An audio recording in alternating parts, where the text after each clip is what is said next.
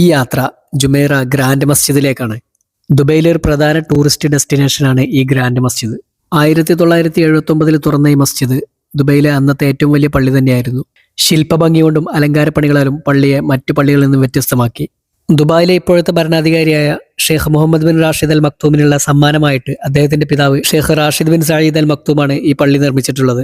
അമുസ്ലിം സന്ദർശകർക്ക് പ്രവേശിക്കാൻ കഴിയുന്ന ചുരുക്കം ചില പള്ളികളിൽ ഒരു പള്ളി കൂടിയാണിത്.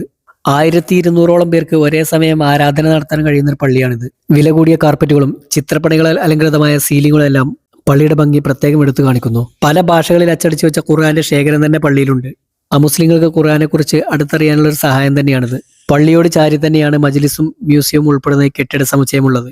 വിദേശികൾ ഉൾപ്പെടെ നിരവധി സന്ദർശകരാണ് ദിവസവും അവിടേക്ക് വരാറുള്ളത്. ഓപ്പൺ ഡോർസ് ഓപ്പൺ മൈൻഡ്സ് എന്ന പരിപാടിയുടെ ഒരു പ്രധാന പ്രവർത്തനമാണ് ജുമൈറ പള്ളിയിലേക്കുള്ള ഒരു ടൂർ.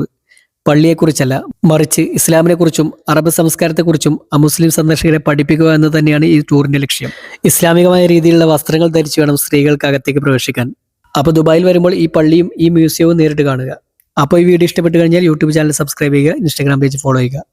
അപ്പോൾ അടുത്ത വീഡിയോ കാണാം.